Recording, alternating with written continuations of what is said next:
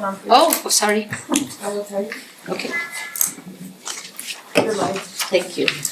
Good afternoon, everyone. We are here for the Murray City Municipal Council Committee of the Whole meeting for July 1st, 2025. We have Council Member Paul Pickett, myself, Pam Carter, Scott Goodman is online on the phone. We have Diane Turner, and Council Member Adam Hawk is absent today. He is excused. We have the mayor, everyone else is here to be presenting and to watch and observe.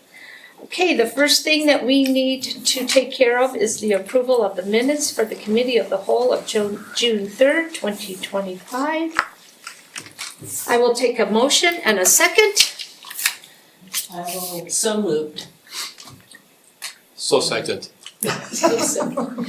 Okay, all in favor say aye. Aye. Aye. Any opposed? There's none. So the minutes are approved. Sure, Oh, Scott, did you approve the minutes? I did. Oh, Aye. aye. Thank you. I didn't hear you, sorry. Okay, the first discussion item is the Power Department report with Greg Ballant presenting. And Matt. And with us up welcome. How are you? I'm just doing great. You have 20 minutes. Okay. We'll get time for questions. Yep. No questions. Yeah. How are you guys? Thanks for letting us be here tonight. Appreciate the council and the mayor and everyone involved. So, just kind of giving a report. Quarterly report on the power department. So first off, it's our agenda. Talk about the master plan, then we'll go into the power bond and some of the stuff that we're working on and the reason we went out for a bond. And so we'll kind of highlight all those areas. And so, any questions along the way, please. Okay, so our master plan, it's been in the works for a little while. When Matt and I took over, we had it in the budget already, and it was something that we were planning on. We had talked to Doug and realized that we'd never had a master plan for the power department ever, that I was aware of anyway. So, well, 15 years I've been here, we've never had one, 17 years now. But, so, sorry, that's just a representation. So a master plan, it's like a 5-year plan. The biggest thing that has to be done is a model. So an engineering firm we hired, they look at our system and they model our system. They look at all the feeders, all the substations, all the wire sizes, and it's quite an amazing task to produce that. And when we first started, we had the option. There's a software that's about $100,000, and to just get the modeling done, which is kind of expensive, obviously. I mean, it's $100,000. But we have a SCADA system that we're working on and upgrading right now. And we found out that we can do a model inside of our SCADA system about the same amount of money. So we thought, well, let's purchase that software and it'll be an upgrade in our SCADA system. Well, that is a process in itself, as we've been upgrading our SCADA system along the way as well. We won't get that modeling system until September. And that's the earliest that we start on it. So it can be a month after that, or who knows when it might get actually finished to where we can use it. So we had hired an engineering firm. They were working on just a simple modeling for us outside of our software that we purchased to get the 5-year plan or the master plan done. We have some sad news. The engineer that was working for us, he ended up being diagnosed with stage 4 lung cancer and then passed away. Mm-hmm. So that was not just hard to hear, but he was very, very talented. We loved working with him, and we'd actually back in the day had actually interviewed him to actually hire him to come be an engineer for us, but it just didn't work out. So anyway, that was a sad day. So just know we've regrouped. We met with an engineering firm last week, and we're working on the contract right now to get someone back on board that can finish the task for us. So just be patient with us. We're trying, but it's quite the process. Just that model in itself is hard, but having something like that, it really affected us for as I mean, just talking about right now, still just Yeah. it's not fun to talk about. So anyway, just know the master plan is forefront. We're working on it, and we'll get something out as soon as we can. We're also looking at. You want to tell them about who we're maybe or what we talked about? We found somebody at APPA for rates. Oh yeah, it's been a couple years since we've had our last cost of service study, when we had the first of our three-phase rate increase, right? We have the third one of those going to effect this next month, now that it's July. So there's really two, there's more options, but there's two go-to options that municipalities use for rate studies. One was Dave Berg that we've used a couple times. The other is Utility Financial Solutions, another company. Some of you that have been to some of the UAMPS conferences have probably seen Don Lund, maybe that rings a bell. They do presentations pretty regularly at APPA conferences and at UAMPS conferences. And so we've thought that Dave Berg hasn't given us any reason to not use him, but we thought just to change it up and go with another firm that's out there that does a great job. We're going through the process of getting pricing to start that process again, to have that done this fall. A full rate study and cost of service to look at all of our rates again. They'll look at the power cost adjustment that we have in place. We don't anticipate needing a big rate increase again like we did before, but this will tell us that, right, where we sit. They'll look at all of our financials and look at the cost of serving our different rate classes. And so we want to, for informational purposes, let you know that we're starting that process. We hope to have that completed sometime this fall. They're going to look at the potential for maybe a time of use electric vehicle rate. That's something that we've been looking into, right? They're going to look at our net metering policy. They'll look at look at everything. We're going to sign up for the full package, basically. So, Who did we use before? it was Dave Berg. Do you remember him? That he actually came here and presented, and He did an amazing he job. did an amazing job. Again, there's no reason That's to right. not use him indefinitely, but just where the cost of it is under where we actually don't have to do an RFP for it, but we feel like it's just a good practice to go and use someone else and let them have a chance at doing the. So you met these people at the APPA We've conference? had UAMPS has used them in a lot of UAMPS cities, and they work with utilities all over the country, and so we've I don't think that we've ever used their services in Murray per se, but we've met them in the past. But we at APPA, they were there. Greg and I both took a pre-conference seminar that they were putting on, and so we connected again and are getting pricing. So They presented a UAMPS toolkit meeting probably 4 years ago. It was right when you got put in as the mayor. down in St. Down in George. St. George. So if you happen to be at that, you would have heard them. But they're very well known and just, yeah, they're top notch. And other cities use them also, Yeah. you were saying? Quite a Okay. bit. Yeah. Okay. Yeah. So Great. anyway, that's where we're at with our master plan. So some of our projects, Central Substation, we have two 50 MVA transformers ordered. They're about 3 years out. And so we're looking at, so that's our substation right now. We're gonna rebuild that where it's at. And it's an interesting process to go through. So that's a sizable amount that we're looking at for that rebuild. I wish I should have taken a picture of the two transformers that one's going one way and one's going the other. It seems like I showed it to somebody. Was that any of you that walked down there with us? Out back, When and- Councilmember Gary Harakasi, he and I Okay. went down there That's- and he yeah. showed it to Yeah. us. That's Yeah, right. I mean, at your breakfast. you can just see it, right? Mm. So Yeah. anyway, I should have taken a picture of that just for your reference, but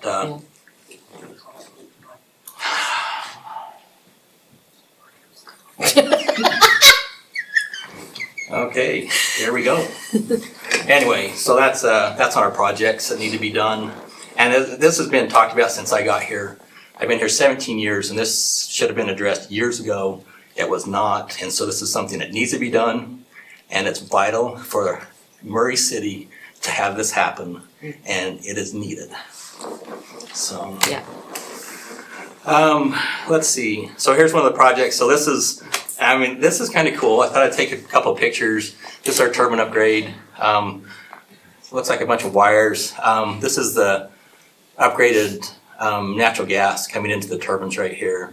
So this money that we're spending on the turbines is bringing us into the 21st century. Paul did a really good job of running the turbines as long as we could go, but once he retired, they were pretty much inoperable we were able to run one through the summer last year, but they're pretty much inoperable going forward with the controls that they had. So we met with the mayor's office, met with the council, and you all were on board with us doing this project. So we appreciate your support, and we thank you for that. And Murray's gonna be a better place with this project done. Unit 3 is really close to being ready so they have to start them up and run them for a little while, try and iron out all the kinks that they might have, and then we'll run it probably 8 hours, let them generate and put onto the system, and then July, is it 29th? We have 28th, we have a stack test. What that means is they'll come and monitor what's coming out of the stack as far as pollution control go, and we have to hit a certain threshold with our rebuild, which I'm sure we'll be just fine when that happens, but it's just a test that we have to go through, and then once we get that, we'll have 2 turbines ready to go at that point.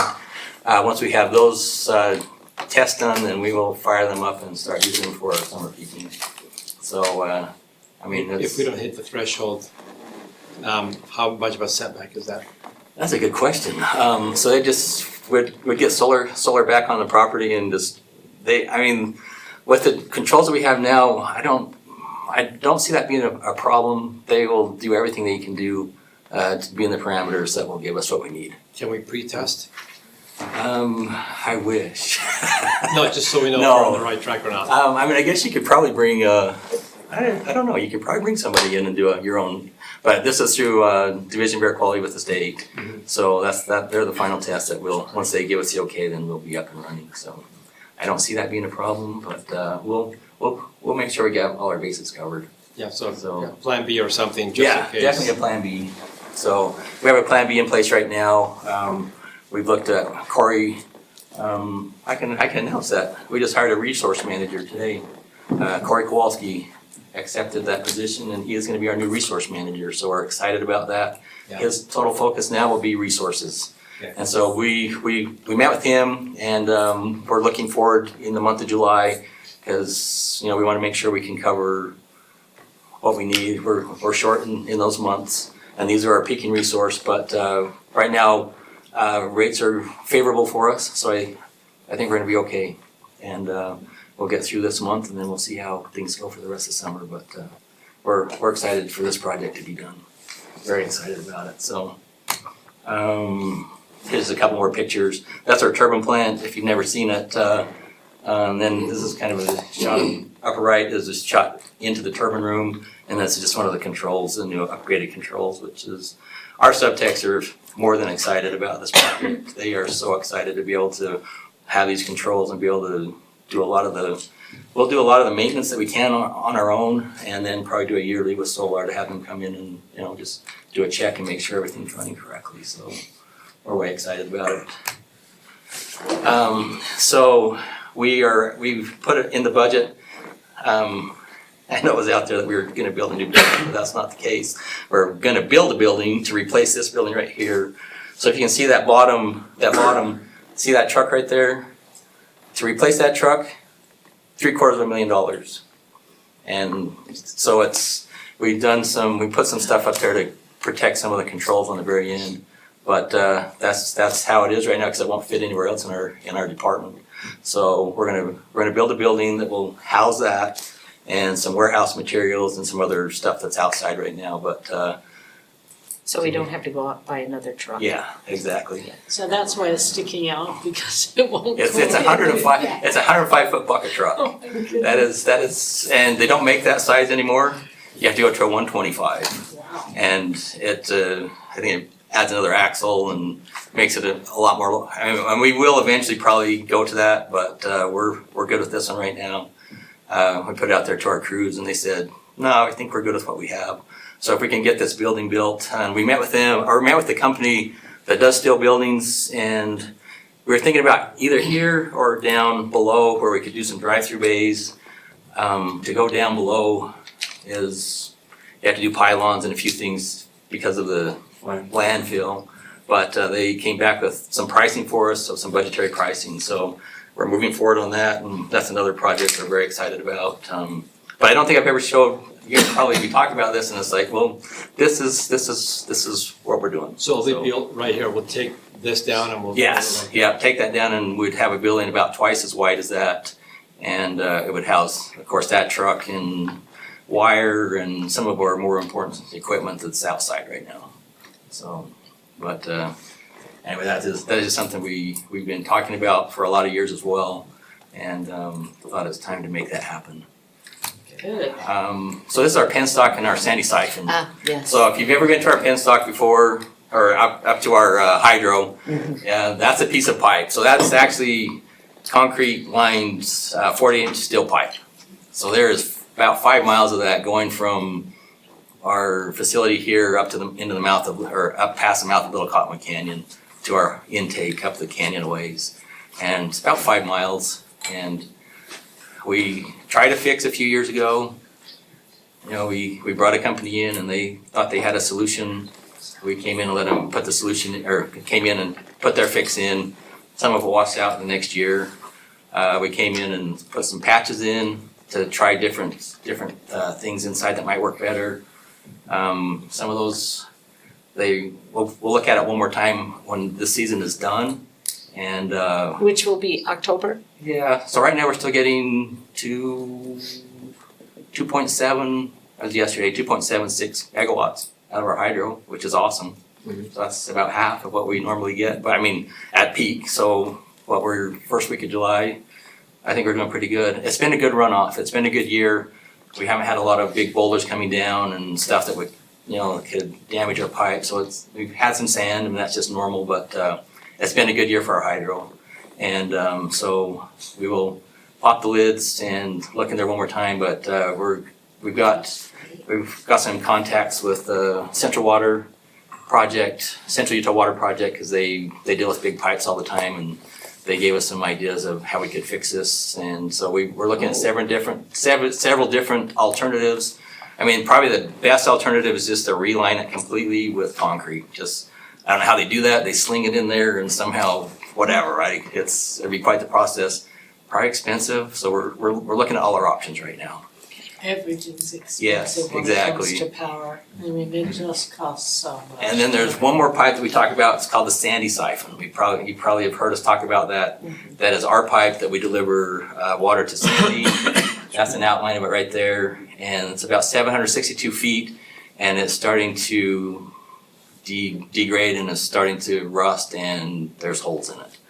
So that needs to be repaired, and that is our responsibility as per a contract that was signed years and years ago. With Sandy, right? Yeah, Yeah, okay. saying that we were responsible for the pipe, and Yeah.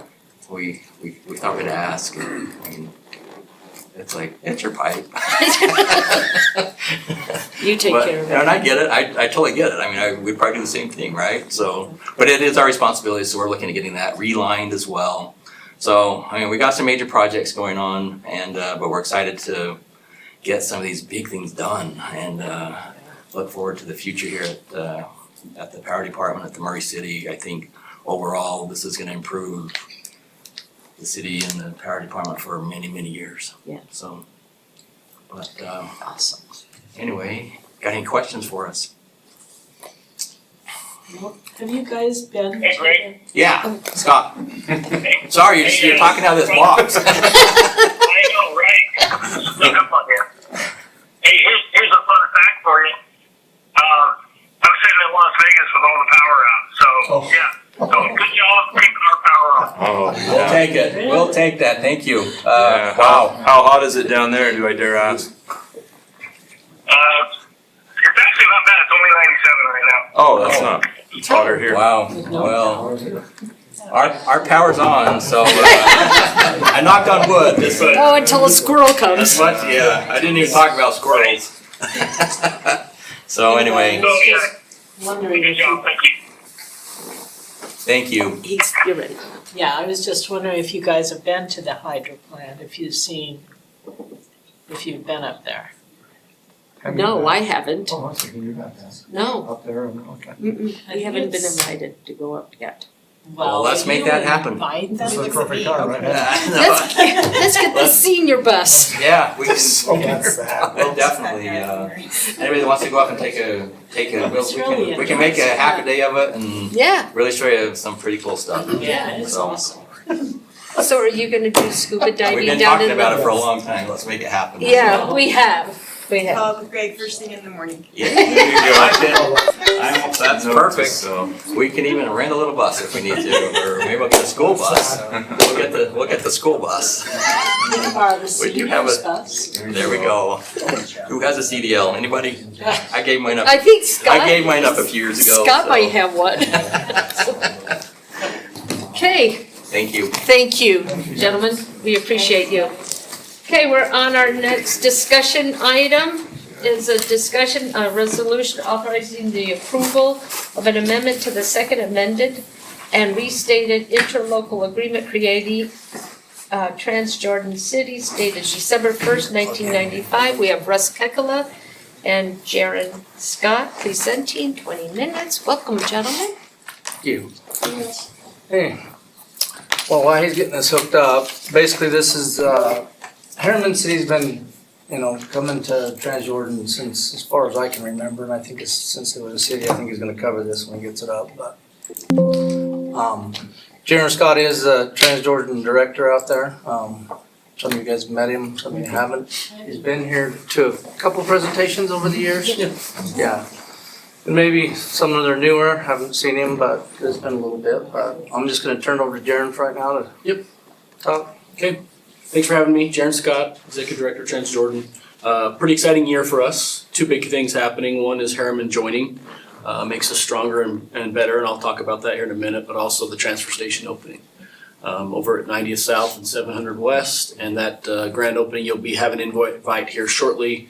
It'll be August the 20, I wanna make sure I get my date right, 26th. Just gonna figure when to set it, construction. So we've got a cutoff date, and so we're ready to go here. But that'll be August the 27th. Will be the ribbon cutting. Okay. He'll send out an email. You'll have an I'll get that. email I'll get that and to so you guys. forth. Well, we're really proud of the facility. It looks great, and it's going to be state of the art. Residents are going to love it. Have great access in and out. So. Today I want to focus though on Harriman City joining. As Russ stated, they've been coming to Transjordan for the last, as long as they've been around. They've never been members, and so just kind of talk about that. Here's kind of the history to where we're at now. We started in 1958, that was Sandy West Jordan. You'll see Midvale joined next in 1960. 1968 was, Midvale, 1968 was Murray, and then 1996 was South Jordan when we were annexed into their city. And then in 1997 was the last time we had any cities join, that was Riverton and Draper. So in 2016, we bought the Bayview landfill. That's the one down in Utah County. That's where the waste will go for the next 100 plus years after my facility, the landfill is full. That'll fill up in 2032. And then this year, 2025, we've got the Sandy Transfer Station forecast to open, which it will in August. And then in 2025 as well, Harriman joining. So just a little bit of a timeline on where we're at. Harriman's always been taking their waste here. They've never been a member. They recently put out an RFP for solid waste collection and disposal. They've been a member of Wasatch Front Waste and Recycling, Pam's group there. They had a big jump in cost this year, about a 30% increase. And they said, okay, maybe we can do things cheaper and find a home for our waste and also for our residents long-term. So they got that. They're looking at having a private hauler haul their waste, but continue to use Transjordan, approached us and said, hey, can we join? What does that look like? So they do about 20,000 curbside tons a year, and we get about 14,000 residents that admit they're coming from Harriman. Most residents think it's going to cost more if they say anything other than South Jordan or West Jordan. So we get everybody saying, I'm from West Jordan, because they think that there's a cost break because that's where we're located. But there's not. So we think that's probably close to about 20,000 resident visits per year. So a big part of this is where will those residents go and how do we deal with those costs? Because the resident visits are the most expensive for us. dealing with the recycling and then helping people understand where to go and what to do. That takes a little bit more labor and so forth. So we started talking about that and looking into all the options. So if they did decide to go somewhere else, which their RFP was looking for a home for their waste as well, we would lose a revenue for 20,000 annual full commercial rate tons of revenue. They did not get the city rate, which is $26 a ton. For like Murray, for example, it's $41 a ton. So do we continue to allow those residents to visit Transjordan? Those are the most costly, and so the 7 member cities would have to subsidize those residents if they weren't bringing their waste. So it made a lot of sense to have that conversation and see where we're going. We don't want to drive up costs any more than as you just talked about with the power company. Everything's going up in cost, so we want to keep those as low as we can. So if we do continue to see Harriman's Waste come, it keeps costs down for all the members. Economies of scale are your best friend when it comes to waste. And so having them stay there helps us. Gives Harriman residents a place to take their waste, which is very important.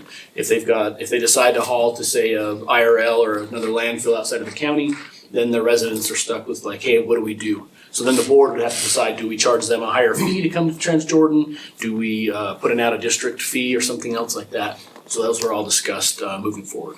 So as they grow, this will become even more important. Obviously, they have probably the most land developable area in Salt Lake County, and so they're slated to grow extensively.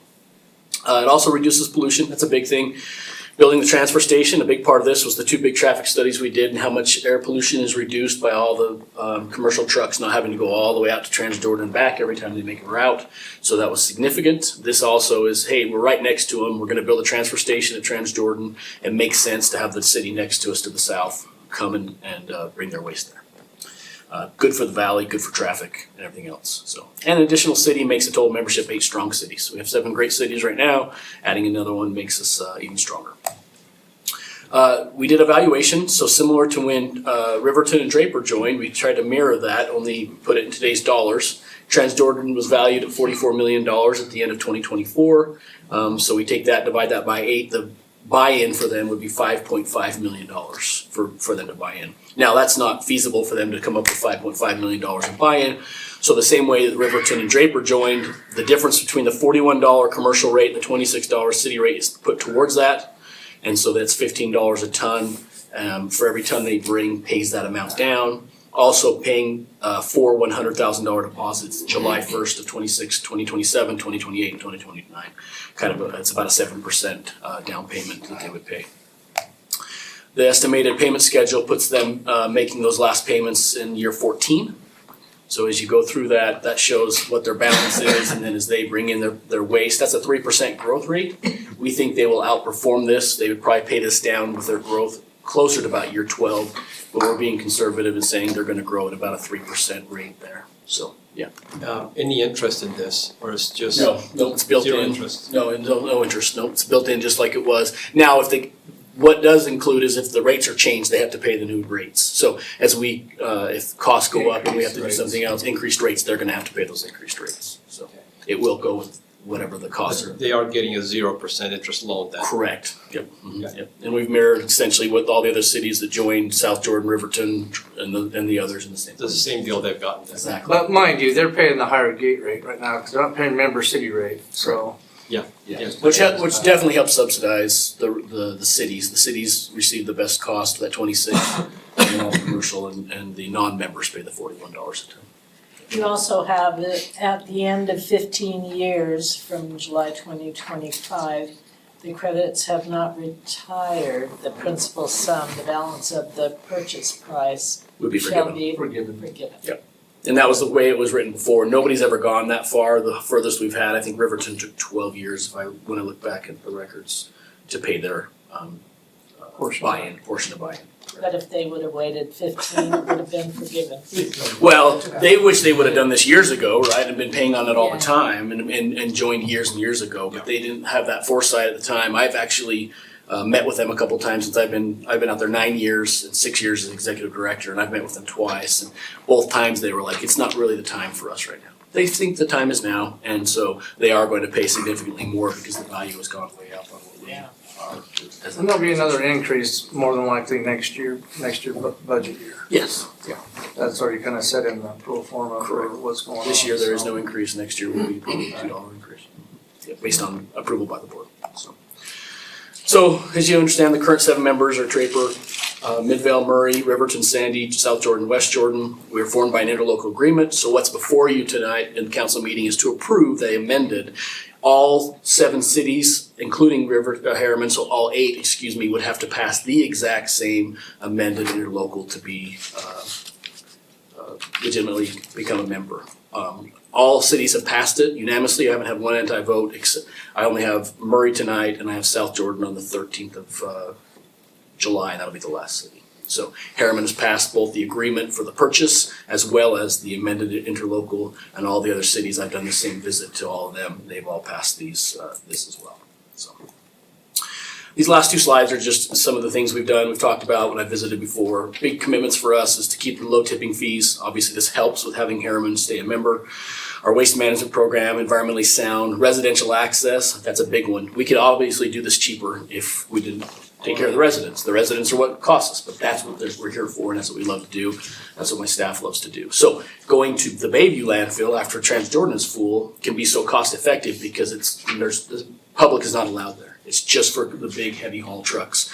It has to go through a transfer station to get there. So the 4 entities that will funnel into Bayview, that's why the Bayview landfill tipping rate is $10.50.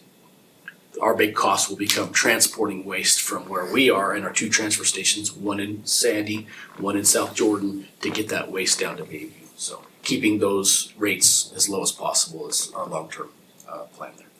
Education and outreach as well, and we're committed to be a partner. Talking about Murray Power, they're a great partner of ours. We sell our gas to EDL, who turns around and generates power and sells it to the city. And it's been a great program. We anticipate that not only continuing, but also growing. They're looking at putting a 4th engine with an additional 1.7 megawatts above what we're producing now. Possibly, we're going to prove up on that. So we will maximize our BTU production of the landfill the day we close, essentially. And then it'll start to slip off over the next 30 years. The power generation will dwindle. Down at Bayview, we have an RNG plant down there, and so all the gas is being converted into natural gas and then cleaned and compressed and put into the Curd River pipeline. So we're getting a good revenue source down there as well. Excellent. Questions for me on what we're looking for today, or why, how, or when? Pretty easy one, huh? Pretty easy one. It is. Awesome.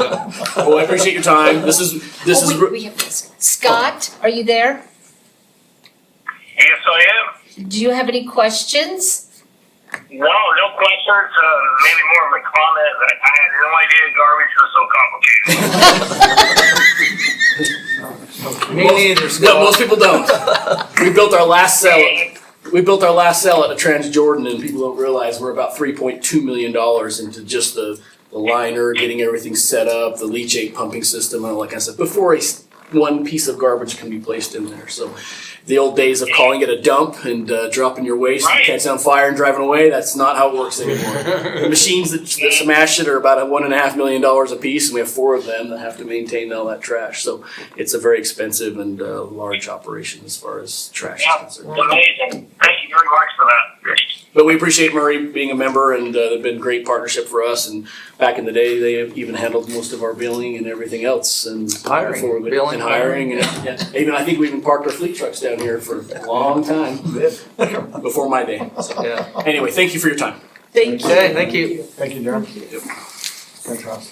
Okay, our next discussion is the reports from interlocal boards and commission. Each of us have 5 minutes.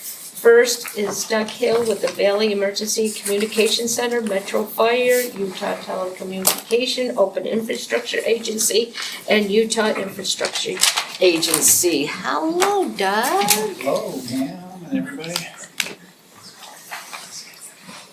And then, Doug's doing that next one also. oh, who is? Doug. Oh, Doug's gonna be doing the next one? Okay. Yes. Thank you. So you're just gonna do the next 2. You're gonna stay. Perfect. All right, so I'll start with Salt Lake Valley Communications, or VEC. VEC just recently did a organization audit their management and their employees. And one of the recommendations that came out of that report is that VEC does not have enough dispatchers to handle all the calls that they anticipate they will need to handle in the future. And so one of the recommendations is that we need to hire more employees, or VEC needs to hire more employees. Most of the cities and agencies that are members of VEC are not interested in doing that, because obviously that becomes a cost to the cities to have to take on that. They are operating within the recommended call answering times, so nobody sees this as being a major emergency right now, except for VEC, the management team at VEC. They're kind of pushing the board to want to hire more employees. So as an alternative to hiring employees, they're starting to look at some AI technology that's out there, and they have been presenting that to the board over the last few months. So I just want to talk a little bit about some of that AI technology that they're looking at. One is using AI voice recognition to answer calls for non-emergency numbers. So right now you can either, to get a hold of a dispatcher at VEC, you would either call 911 or you can call the non-emergency number, the 840-4000 number. And so the thinking is rather, they don't want to try AI technology with an obvious emergency, a 911 call, but on a non-emergency number, the way it would work is if somebody dialed the 840 number, they would get a computer voice essentially, and questions would be asked by AI to determine what type of non-emergency call it is. If it happens to be through the questioning process, if it happens to be an emergency call, it would be immediately transferred to 911 and dispatched. But if it's a non-emergency, such as a dog is barking, or there's fireworks going off, whatever it might be, the AI voice can use that technology to determine what the incident is and then dispatch it to the police department or the agency to handle the non-emergency, rather than tying up a dispatcher's time. So it's being used in other locations around the United States, but it is still new technology, and it's something that they would like to implement. And I'll talk a little bit about cost in a minute.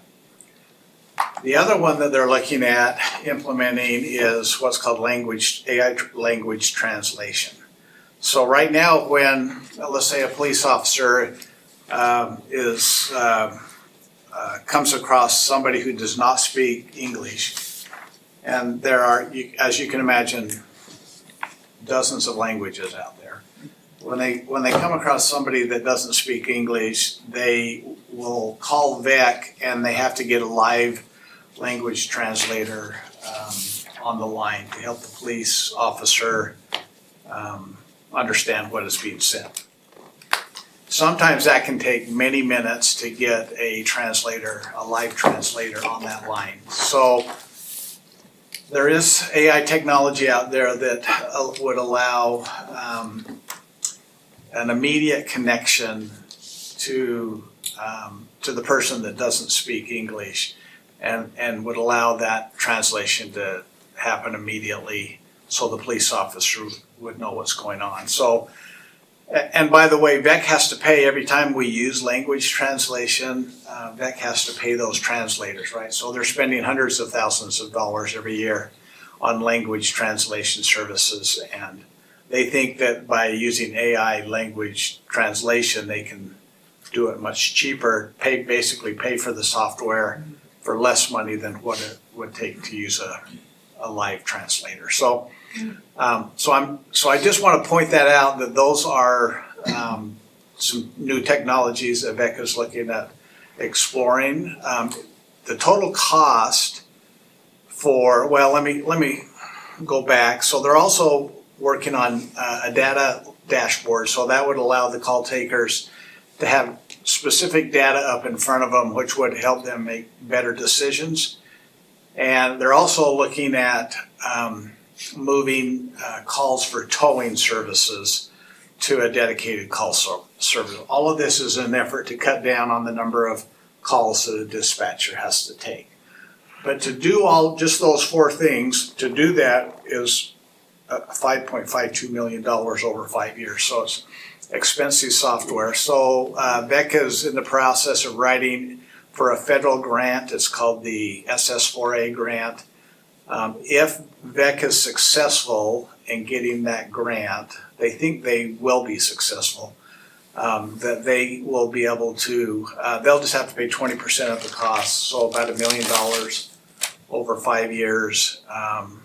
And they think they can do that within their existing budget without increasing the cost to the city agencies that are members. So that's something that they are looking at, but it's of course all contingent on them getting the grant before we really get serious about implementing it. So that's really stuff going on with Beck. Paul? I have concerns about AI interpretations, not translation, interpretation. I come from a family that has a company that works in that field, and it is still very young, and there's a lot of inaccuracies, and in a somewhat emergency tense situation, it could cause problems, especially where colloquial language from different parts and different regions is not translated or interpreted very well. So I would put a question mark and an asterisk on that for now, and I can see it as we have no other option. You know, there's no interpreter available, let's go to that. But I would just exercise caution. So noted. Yeah, thanks. Thank you. Anybody else have any questions or comments? No. How much would the grant provide?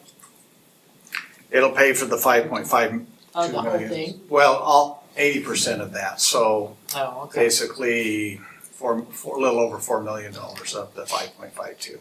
Let's hope they get it. Yeah.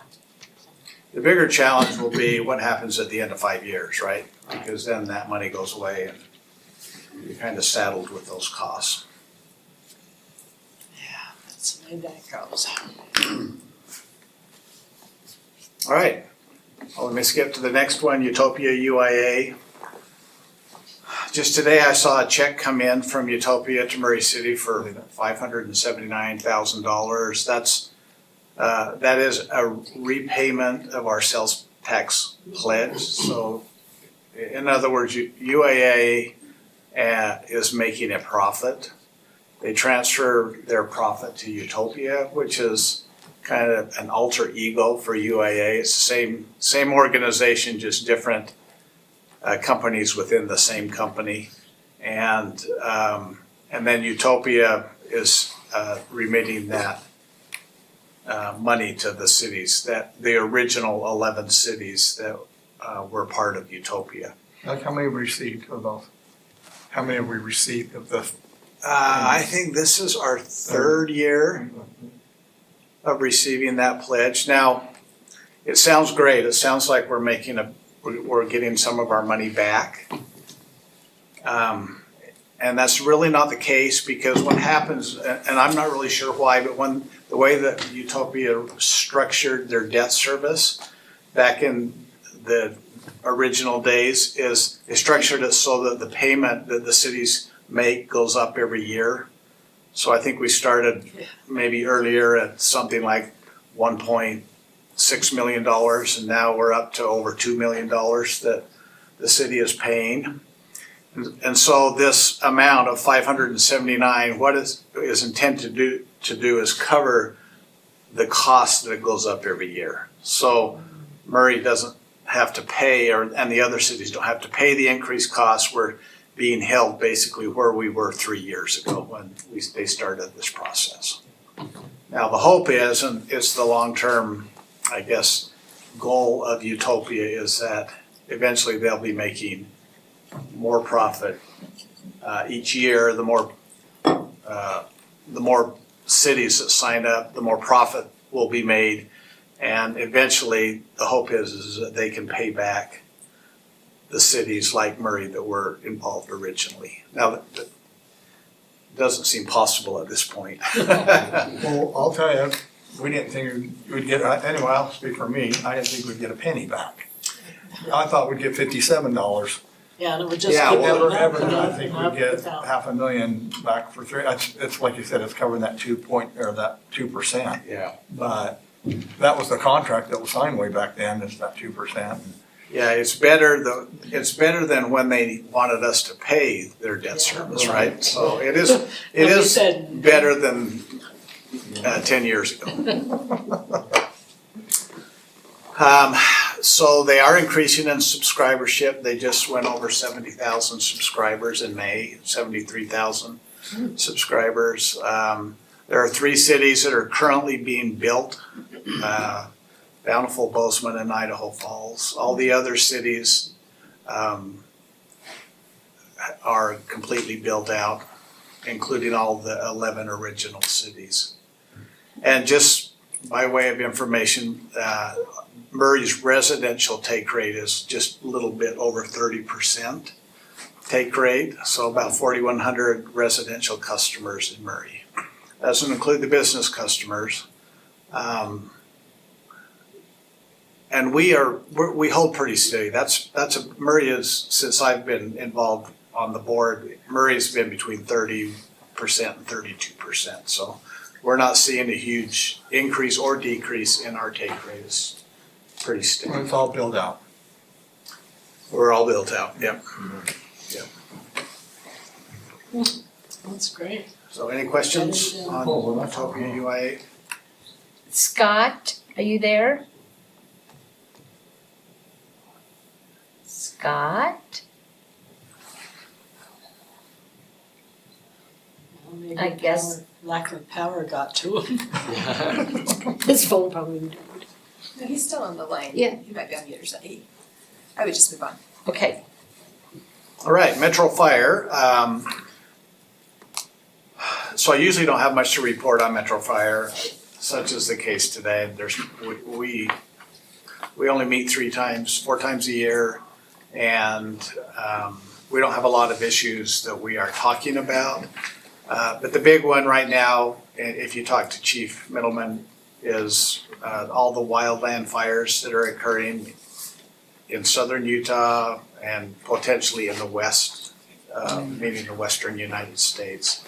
And whether or not there'll be emergency deployments or voluntary deployments. Right now, our fire department is not volunteering to deploy, and we haven't had any emergency deployments. So, but that's kind of the big issue that the Metro Fire agencies are focused on right now, are those wildland fires that are occurring. All right, and then the last item is the COG, or the Council of Governments. We only have had one meeting since the last time I reported. We had a meeting in May. There was 2 items on the agenda. One was to inform everybody that the TRCC, Tourism, Recreation, Cultural, and Convention applications were due by June the 16th. And by way of information, Murray City did apply. Kim Sorensen and Parks and Recreation applied for $175,000 for a playground at Willow Palm Park to replace the current playground that's there. And then to make improvements to Woodstock Meadows Park, $250,000. So we haven't heard yet whether we will be awarded that money, but we've made application. And then, They asked me to write an endorsement letter for it. okay, yeah, I right. hope. I think we'll do it. Well, we've been Yes. fortunate. We benefited from that tax, so. For Riverview. Yeah, Riverview, the Murray Park Playground, the theater, the Murray Theater, the yeah. Murray Theater received funds from it. All right, and then the second item was, they had somebody from Salt Lake County report to the mayors on economic competitiveness in Salt Lake County. I won't go into the details, but I did provide Jennifer with that report if you want to get into it and read what that report says. It basically just identifies areas in Salt Lake County that we can be competitive nationally as well as regionally. Industries like aerospace, medical. I think there were 4 areas. I don't remember all 4 of the areas, but talked about areas that are needed in Salt Lake County, and we can be competitive with by relocating them, those types of businesses to Salt Lake County. And that's my report. Thank you. Appreciate it. Okay, and looks like I'm the last one to report on the Legislative Policy Committee. We as council members always get updates from ULCT, and I hope we all look at those emails that we get. There was no meeting until August 25th at noon up in North Salt Lake in the ULCT building, so. Starts all over again. And we start all over again. It comes fast. It does, yep.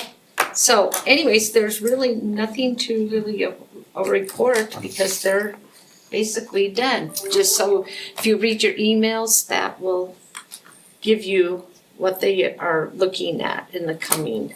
They're very detailed in those. Very. They're great email. So Scott, are you there? No? He is there. He is. I don't know why we can't hear him, but he is online. I've been texting him. Okay, love that. So Okay, yes, can oh, I just step up? So Scott did ask a question Oh, to me oh. via email. He was quick. He said he was gonna email you. I didn't know he meant like right now.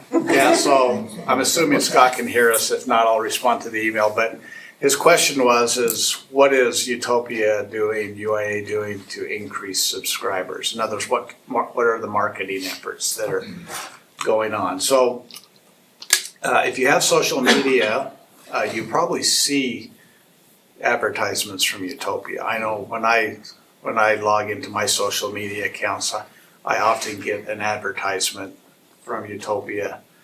So they are working with a company to do that type of marketing. Many cities, we do not do this in Murray, and you'd have to. And my understanding is we are not allowed to do this. We are not allowed as a city to promote Utopia. We're supposed to treat Utopia as any other telecommunication company in Murray, and Jill can address that, but it's some cities do, not sure why they do this, but they do include information about Utopia in some of their newsletters, marketing brochures, and so the cities are doing most of the marketing right now, is my understanding, and Utopia does a little bit where they can, but I think most of the cities market it on their websites or their e-newsletters or their social accounts as well, which we don't do that in Murray because of plain favoritisms in marketing companies. I don't know, GL, maybe I said too much. So even though we have a financial interest in it, I know. Correct. we We're can't. required to treat all these companies on an equal basis. I'm not a lawyer, but it seems crazy to me. You have to go to the federal government for that. Yeah. alrighty. Well, it looks like we've completed the agenda for this committee of the whole meeting. So I will adjourn it and we will be going over to council meeting at 6:30. Thank you everyone for being here today. Thanks, Scott.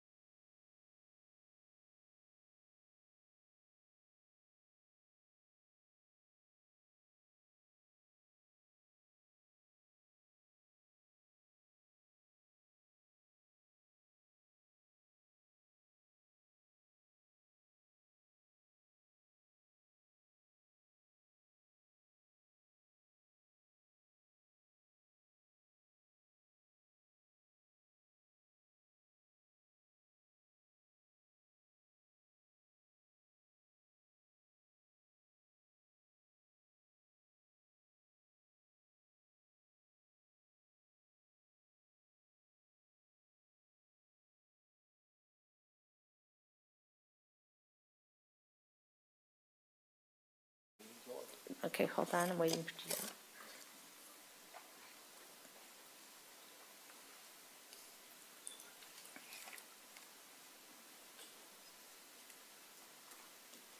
Okay, I'll call this meeting to the Murray City Municipal Council meeting, July 1st, 2025.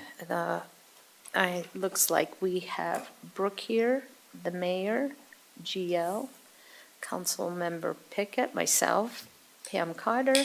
Scott Goodman is online. We have Councilwoman Diane Turner, and Councilmember Adam Hawk is out of town, is being excused. Yep. Okay, so the first thing we are going to be doing is the Pledge of Allegiance, and I've asked Aaron Holbrook to say our pledge.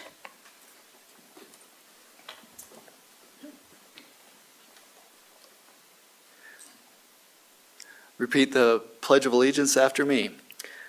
I pledge allegiance to the flag of the United States of America and to the republic for which it stands, one nation, indivisible, with liberty and justice for all.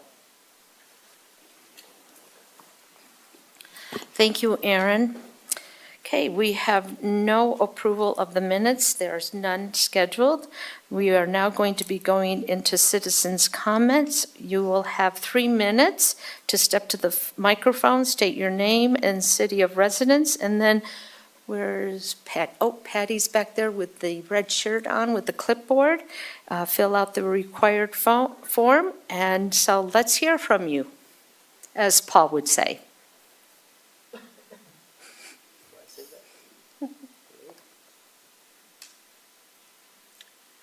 Hi, my name is Kathy Burton, and I've lived in Murray for 20 years. And 2 years ago, I joined the Murray Senior Recreation Center. And for years, I've been reading about the Senior Center in the Murray Journal and was intrigued by the various offerings that were listed. Classes that included exercise, trips to Wendover. Okay, Wendover is my favorite, so I'm going to say that. And the lunches looked fantastic, probably better than I could make sometimes. And they were very affordable. But, you know, of course I couldn't do any of that until I retired. Yay, 65. The day after retirement, I walked up to the Senior Center to sign up. I actually walked from my house, which is by Cottonwood High School, to the Senior Center. And, you know, the staff was warm and friendly and explained the programs and how the center works. So, you know, I dove headfirst into partaking of the various classes that was offered. Yoga, that's my favorite.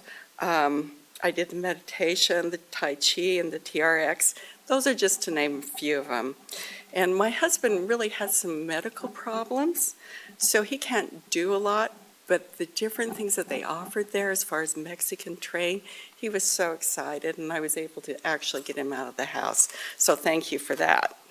I volunteered to help with various programs at the center, so to keep involved, to keep part of it, that's one of the things I wanted to do. And you know what? Since then, I've met new friends, and you know, old friends that I have lost contact with. And you know, I feel like I'm that part of that community, and well, part of what is actually happening in Murray. And over the course of the 2 years I have been involved, the center has increased the number of clients they provide services to.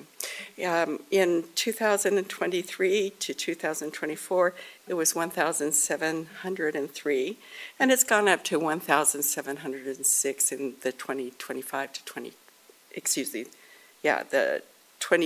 to 2025. And again, you've got to look at different various things that happen. I mean, we're out of an age that we pass away. We move into different facilities, but the fact that we're still increasing, that the word of mouth is out there for the Senior Center is wonderful. And I feel that the Senior Center is such a vital part of our community. And you know what? I'm always telling people to try out the center and how much better Murray is actually for the seniors rather than Salt Lake County. So anyway, I want to say thank you. Thank you. Hello, Mayor, council members. My name's Chris Harding. I'm the Salt Lake County Auditor. We're trying to make the rounds to the different cities and townships. Our notice of valuation is about to come out to all of your residents, and we're trying to get the word out that the paper version, we have a QR code at the top right hand. So if your residents scan it, it'll go to an electronic version. There's only so much we can stick on a piece of paper front and back. And what we're trying to do with this enhanced notice evaluation is your residents' property taxes are not the most fun thing to deal with. But when you don't know why entities are raising your property taxes, it's like a double whammy. So what we're trying to do is on the electronic version is hyperlink all the tax entities, especially those that are going to try and raise property taxes. And we've asked them to provide a link so that they can kind of get first crack at explaining why they're raising property taxes. For example, like a school district, they might need some new school buses. They might be trying to hire some counselors and give a raise to the teachers. So when they click that school district property link, it would take them to the school district website where they could talk about all the things they're doing. That way, when the residents go to the Truth in Taxation meeting, they're kind of a little more educated with why the entity is raising taxes and not just going there to argue, but armed with a little bit more information. So I passed out a card. On the blue side is a QR code that you guys can use to sign up for those electronic notifications. And then just, as always, we're trying to do good things at the county, but we don't always achieve that. So on the white side is a QR code for our fraud hotline. If you see anything fishy or just doesn't sit right with you related to county government, please send us a fraud referral from that QR code. Oh, and just lastly, sorry, back to property taxes. Again, we don't always do things perfect at the county. Sometimes your property's valued too high and people need to submit an appeal so that they can get that adjusted. And most times, up until now, it's just gone into that county black hole. You're kind of at our mercy. You have to wait for us to get back to you. We are coming up with what we call a pizza tracker. If you've ever ordered like a pizza from Domino's, you put in the order. It's like, we've received your order. We're making your pizza. It's in the oven. Now it's on its way to your house. This way, you'll be able to see what department at the county your property tax appeal is with. If it's taking too long, we'll have a point of contact you can reach out to. And then as it moves from one department to the next, it should send a text message or an email to those submitting an appeal. So thank you so much for the opportunity to speak to you. Have a wonderful evening. Thank you.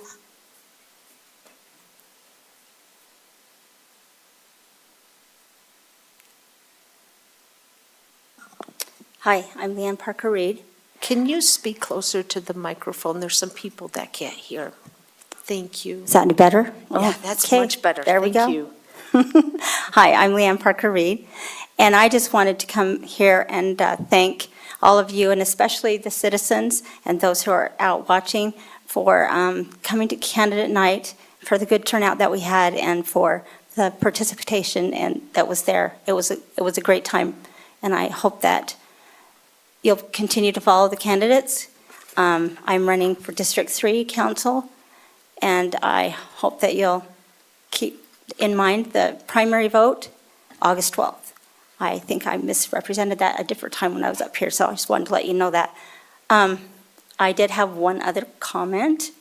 Anyone that has Utopia, they have been having some problems around 4800 South with getting service, and I know that they're working on it, but if anybody has a connection to them and can get them working a little quicker, that would be awesome.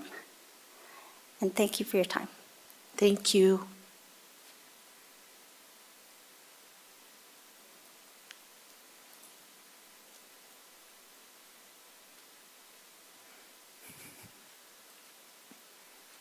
Hi, my name is Robin Simper, S-I-M-P-E-R, and I have a request to make. I live on 59 South, Sagewood Drive, and the guy across the street from me threatened to kill me. And he has a contract with Murray City. His name is Doug Bench. I was standing in my parking strip getting ready to deal with dandelions. And he pulled around the corner with his truck. And he said to me, and I quote, "Move your ass or I will run you down." And I just don't think that my city that I grew up in wants a guy like that representing Murray.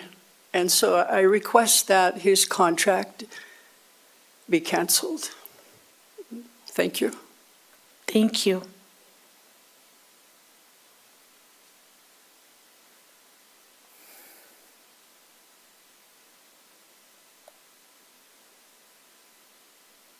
Okay, seeing there's no other citizen comments, we will go on to our agenda. There is no special recognition and no consent agenda or public hearing. Oh, I'm sorry. That was my fault. I was way behind the ball on that, so that's on me. I was looking over there and I was, okay. Well, I was a little too tall for this. I was hesitating to come up just because I've already communicated with most of the council members and the mayor regarding the circumstance over by Hidden Village Park. But I just wanted to say I thank you guys immensely for looking into this. I'm not the type to overreact to something. In fact, quite the adrenaline junkie, and I pride myself in really not having fear and just enjoying things around me and not overreacting, being a stoic person. This has been unfortunate and it's accelerated intensely. And I mean, I won't go over all of this. You guys already know, you've got the emails, but everything from open needle drug use to stalking of my wife to sexual assault to, people trespassing in every house within 8 houses of that property. Today, there was someone in front of our house who was stumbling to walk and some guy pulled up and was screaming, "Where's my money? Where's my money?" And they had this whole interaction just right in front of our home. Pretty bizarre. I mean, obviously not that big of a deal in the sense of just subjectively this one thing I'm going to say to add to those emails. And I know this is out of context for everyone else, but trust me, it's really wild. These 2 guys walk by, everyone is, has that bad vibe, inked up the neck and the face, not making assumptions, but my wife was just sitting out in the front, the one who's been stalked by the same house, and they just walked by and just made a point to stare at her and lick their lips and make sexual gestures the entire time walking in front of our house. And that on its own is like, okay, I guess, dirtbag men will be dirtbag men, right? But there's so much attached to this happening that makes this a direct threat with, today at the gas station, and I was communicating with the lady at the owner and the lady who's at the register, and she's had conversations and she's had 4 guys come through that were just telling her that they had just gotten out of federal prison. So not only William Clyde Shepard, the convicted kidnapper who I saw watching kids at the park where their parents saw the older kids playing soccer at the field, which is abhorrent to me. It's having a 13-month-old son, to think that he could have easily just grabbed one of them and has a history of it and taken them somewhere and done whatever, like God knows. And these sorts of things are just, it's a lot of surface area for an acute police call to happen, to have to address something that we can avoid if we build this case. And I've been bringing members of the whole community together, getting all the neighbors together. It was surprising to me they had all had people trespassing and stuff, but they hadn't actually done anything about it. They needed a leader to bring people together. So I'm bringing this whole community effort together. I will go by the houses again tonight, and I will be like, hey, when you see these things, call the police. I know some people are bashful about that. Call the non-emergency line and report it related to the case number that I've already started. And so I'm gonna go do that, but I appreciate the help. I appreciate the case open. This could save the neighborhood because it's really worse than I could explain, like in all reality, not over exaggerating. It's very problematic, and no one really feels safe to go there anymore, which is unfortunate. So we don't want to sell the house, so let's get this under control, and thank you for what you guys are doing. I appreciate it. Did you state your name and address? No, it's Michael Lavity with a Okay. silent H. Address is 5453 Allendale Drive, just right off 53rd. Okay, All thank right. you. Thank Thank you you, for guys. coming. Thank you.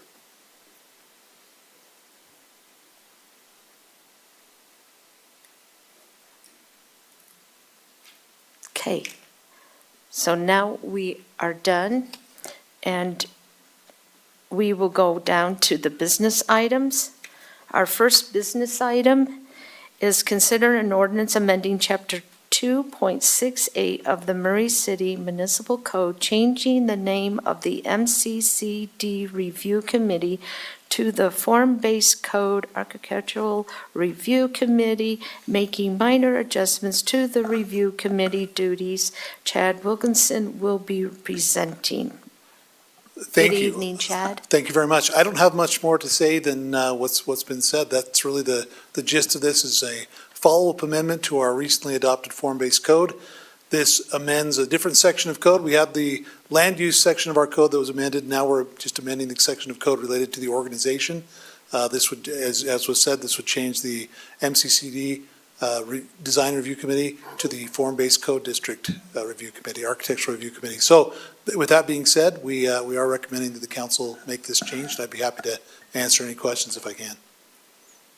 Are there any costs to the city to do this? Are there any costs?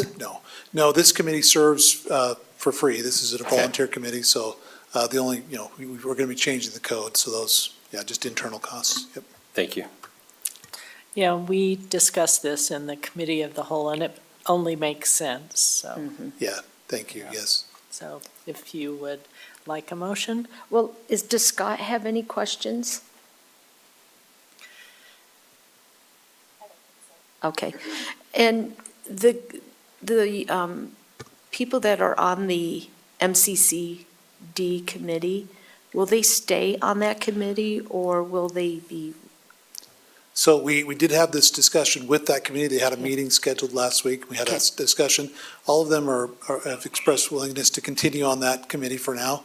We may have folks that we want to add, or that may want to resign or whatever. We'll have that discussion with them, but Okay. For now, all of them will continue to serve. All right, thank you. Just to confirm, Scott has no questions. Yes, no, thank you. All righty, well, I will entertain a motion from the council. I make a motion that we approve an ordinance amending Chapter 2.68 of the Murray City Municipal Code, changing the name of the MCD Review Committee to the Form-Based Code Architectural Review Committee, and make minor adjustments to the review committee's duties. I'll second. Okay, I have a motion by Councilmember Paul Pickett, and I have a second by Councilwoman Diane Turner. Is there any other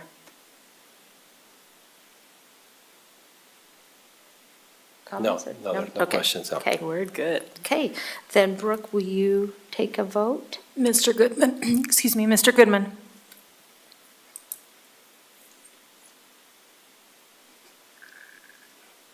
Aye. Ms. Turner, Aye. Mr. Pickett, Aye. Ms. Cotter.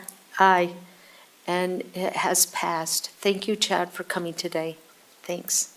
Okay, our next business item is consider a resolution authorizing the approval of an amendment to the second amended and restated interlocal agreement creating Transjordan Cities dated December 1st, 1995. And we have Russ Kekala Yes, and Jaren Scott, or just you? if I need him. Okay. I don't know if you guys have I any just want to questions. recognize him tonight. So no, just a recap of committee of the whole. Yep. Basically, this is just a resolution and amending the agreement, the original agreement of Transjordan Cities, to add Harriman City as a membered city. Is there any other questions that we haven't gone over? You want me to explain any more of that?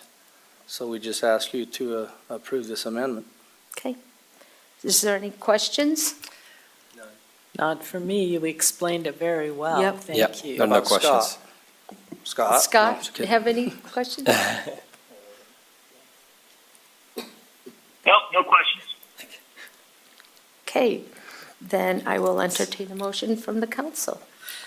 All right, I will make a motion to adopt the resolution authorizing the approval of an amendment to the second amended and restated interlocal agreement creating Transjordan Cities dated December 1st, 1995.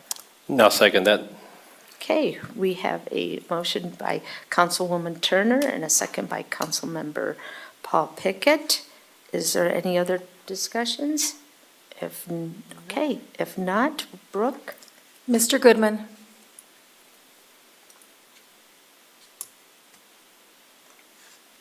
I'm sorry, what was that? Your vote.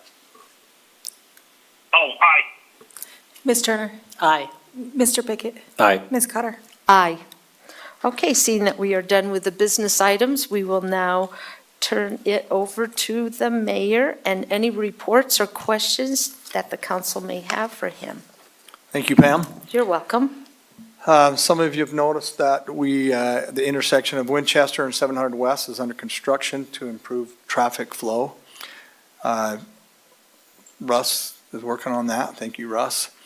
We're happy to mention that we have traffic calming measures on 4800 South and Atwood Boulevard. It's a curb extension that has been installed to make crossing the street easier and to slow down traffic. So. Also, an update on the Murray Armory. You know that it opened up officially June 2nd and has already hosted dozens of events, including birthdays, reunions, weddings, baby showers, wedding dinners, corporate parties, and a luau. And seriously, it's been amazing. As of today, we have almost made $50,000. Well, brought in $50,000.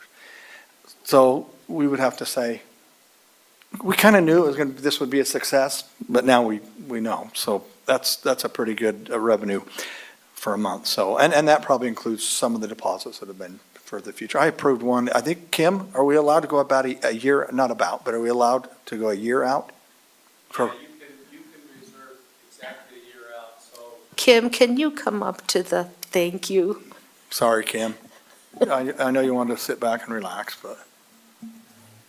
So it works the same way that our pavilions work in the park. You can reserve 1 year out. So if it's June 20th, 2025, you can reserve for June 20th, 2026.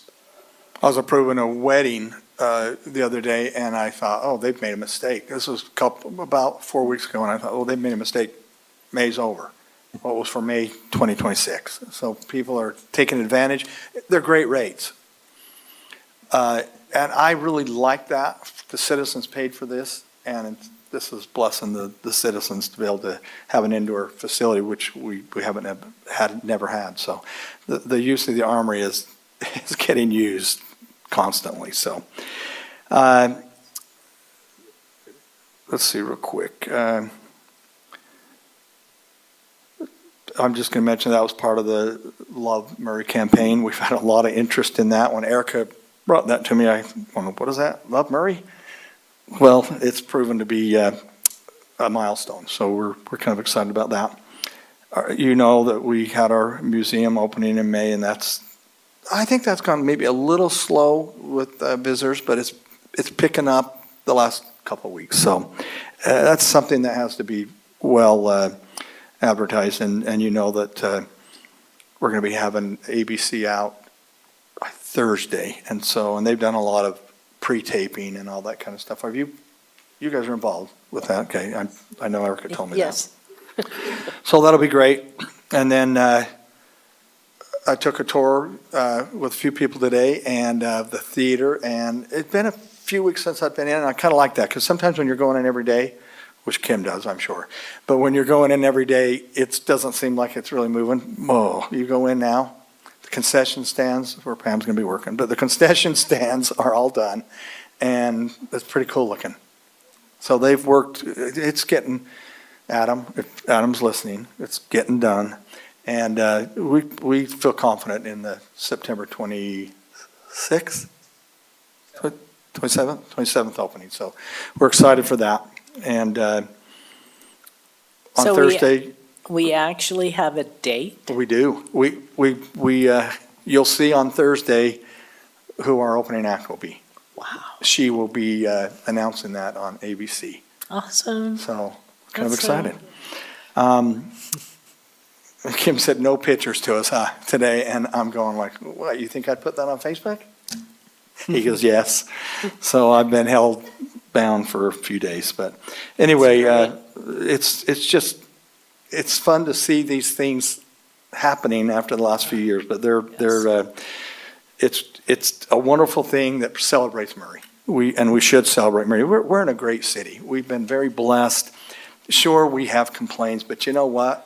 We are a lucky, lucky city. We have the best department heads. Really, we have been blessed with great department heads, great employees, great businesses. We're going to showcase a few businesses on ABC ABC4 on Thursday, but it's just great. When we brought everyone, I shouldn't say credit, we assisted Jen and a lot of you. It was a great, great turnout to have 1,000 people. It just brought a lot of connection together, and we're looking forward to that for many years to come. So I think that's it. I think we're moving along, and we have projects going on all over the place. So we're excited, and it's fun, but it's just have to, and a big thanks to the council. You've been a major support. I mean, all these projects that we've done, you've all approved, and then we're grateful for that. That's a hard thing to do. I've been on the council, and we said no 4 times to this property back here, and I'm excited for that. I'm excited that we're finally going to have revenue coming in for the city. Yes. That's important, because if you don't have revenue, then you have to raise taxes, and so. Yep. And we don't want to do that. But anyway, so thank you, and we appreciate all your support. Thank you, Mayor. Does anybody have any questions for the mayor? Then I will adjourn this meeting.